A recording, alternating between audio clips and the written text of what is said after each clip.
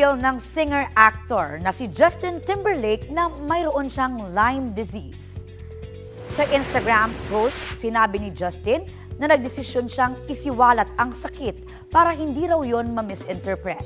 Nalaman niya ang diagnosis sa gitna ng katatapos lang niyang world tour. Doon daw niya na-realize kung bakit siya mabilis mapagod at may massive amount of nerve pain.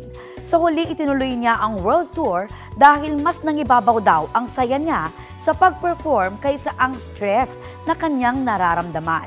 Ayon sa Centers for Disease Control and Prevention ng Amerika, isang bacterial infection ang Lyme disease. Pwede yang makuha ng tao sa pamamagitan ng pagkagat sa kanya ng isang black-legged tick o garapata. Karaniwang sintomas niya ng lagnat, sakit ng ulo, fatigue o labis na pagkapagod at hindi pangkaraniwang skin rash.